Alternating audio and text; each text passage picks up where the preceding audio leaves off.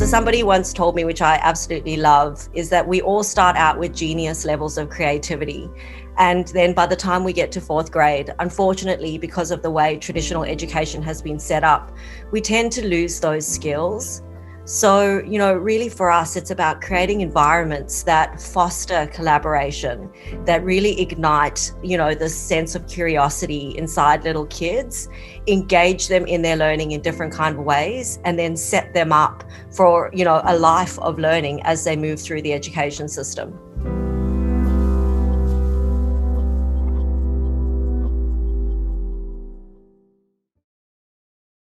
I'm interviewing people who are experts in the area of classroom design. So tell me a little bit about you and what your company is all about. Okay, no worries. So my name is Jolene Levin. I'm the CEO and founder of NorvaNivel. And we actually began the company 11 years ago in Australia. And really our purpose is around creating really agile, high impact learning environments. Our sort of goal and mission in the company is to be able to solve the problems around education that still require resolving. And the way that we do that is through product and space design. What's your company's history?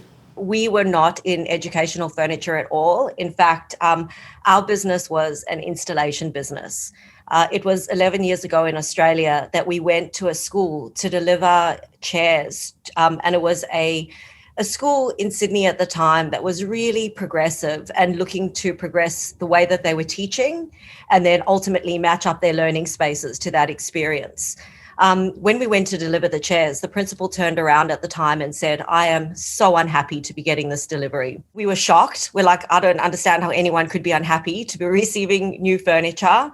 And he really started to talk about these massive changes and shifts that were happening in education, and around the fact that at the time, there was no educational furniture that really seemed to match this highly agile type of learning that they were trying to put into their classrooms. And this was really intriguing. My husband being an industrial designer as well, we started to think about this as a problem that needed to be solved. And we worked very closely with this one particular school to really understand what those problems were, what the needs were, and then how we could facilitate that with not only furniture, but space as well. Setting the tone of the classroom seems to be an important part of classroom design.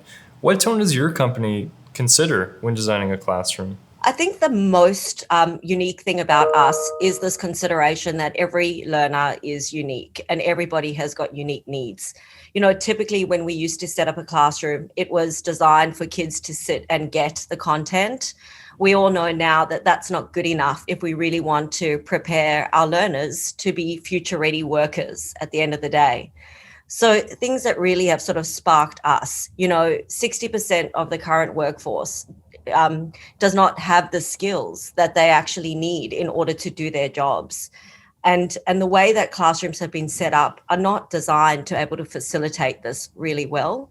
So for us, the considerations are definitely around, when we talk about high impact, we mean that they spaces that not only meet the needs of the pedagogy, but meet the needs of the learner as to where they're at.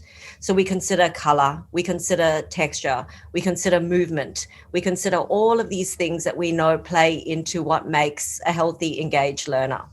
How could, with your designs, help early education kids with physical, mental, or even emotional development? So I guess the key thing for us is the furniture is designed to be light and movable. And what that doesn't necessarily mean that it's great because it just moves around the space. But what it actually allows kids to do is to manipulate the space around themselves. And that's very, very powerful when you think about learning. When you put the ownership in the hands of the individual or in the hands of the learner, they are much more engaged, focused, and connected to their learning. And so the way that it feels and moves is a big consideration. The other thing that we do is we play around with lots of different textures. So we understand that there's a massive sensory pool in education as well. So you'll notice we use things like grass or felt or different types of textures that we know different types of learners need in order to self-regulate during the day. So all of these social, emotional, as well as physical considerations are really a part of the way that we approach our product design. What kind of biophilic considerations has your company taken into account when designing furniture? Absolutely. I think that there are a lot of really important considerations in the classroom. So nature, natural sunlight, light is a big factor in learning and concentration inside a classroom, as well as air quality. But definitely that there is something that happens to us in nature that if you can replicate it inside a classroom, definitely helps to facilitate a more harmonious kind of learning environment. How do you control kids in an environment where you're telling them that they're in control? Well, I guess it comes down to the types of pieces that you put inside the environment. But that's a really interesting question, Andrew, and that's something that we get asked all the time. Seeing is believing when it comes to these kinds of spaces. A lot of the time, educators, parents will look at a classroom setup like this and think that it's going to be distracting because there is color or there is texture or there is movement. But in fact, neurologically and psychologically, it does the opposite thing to learners. So what we find is when we set up a classroom that meets people's needs, they're actually more inclined to behave appropriately in that space than inappropriately. And they're so grateful. It's such a privilege to be able to have a learning environment like this that you'll find that kids treat and respect their space far better when it's an environment set up like this than set up in a traditional way. What are your strategies for making kids feel safe with furniture design? And you've actually hit on probably the most important thing, Andrew, there as well. And taking in consideration Maslow's hierarchy of needs, that's something that's really feeds in to the way that we design spaces. That feeling of safety is absolutely essential for any child to be able to receive any type of instruction or learning. And so that's a very big consideration. And that's not only addressed in the type of furniture that's in the space, the comfort of the furniture in the space, the way that it does facilitate a sensory or neurological need.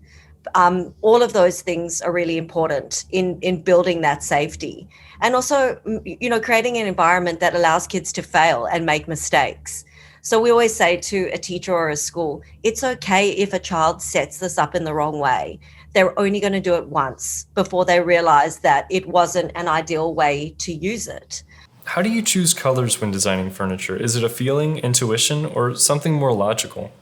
That's something that's a massive consideration inside learning environments. And it's interesting because color means different things to different people, but definitely certain colors can ignite every sense. It's not just a visual stimulation. So that's really, really important and something that we factor a lot in the textures that we use as well. You will notice that we do not use plastic much at all, unless it's involved in storage. And that's another key factor that's really important to consider, inside the learning environment. Oftentimes, if there is not enough or too much storage, it's going to interfere with either the teacher's happiness or the learner's ability to move around the space, and can definitely help with the organization of the environment as well. We are definitely about introducing soft textures. And it's interesting, Andrew, because texture means something, again, different to all different types of kids. So you'll notice that we use grass in a lot of what we do. We spent many years selecting that actual type of grass so that we know when kids sit on it, if they're wearing skirts, it feels soft, it feels good to the touch. So it's, not all textures sort of are created the same. We've also started to introduce new products specifically designed to meet kids' sensory needs. So we've got applications underneath our tables of different types of textures that kids can feel that help to sort of alleviate stress and help them focus. So I will tell you, I'm a mother of 4 children, from early learning all the way to middle school. And my kids go to school every day with their fidgets and their things that are going to help them in class be able to concentrate better. Obviously, you're not selling furniture to children, you sell to schools. What are schools' primary concerns when it comes to the furniture they buy for the classroom? Well, I think it's now sort of been proven that nobody works in the way that a traditional classroom has been set up before. So, when you go out into life and into the workforce, and even if you interview, they will ask you, are you a good collaborator? How do you communicate effectively? For us, it's about not sort of meeting schools where they think they are now or where they once were, but we find that our role is to really help schools build for the future. So we try and keep abreast with research. Our company also facilitates a lot of research independent to NorvaNivel. It's just so it can help us understand what it is about these spaces that help engage learners better, but also what it is about these spaces that are going to help schools be able to teach a more progressive style pedagogy, thus better preparing our learners for, when they go out into the workforce. Thanks for coming on to the Zoom and talking to me about early childhood classroom design. Awesome. Well, thank you so much. Thank you. I appreciate it. All right. Have a good one. You All too. right. Bye.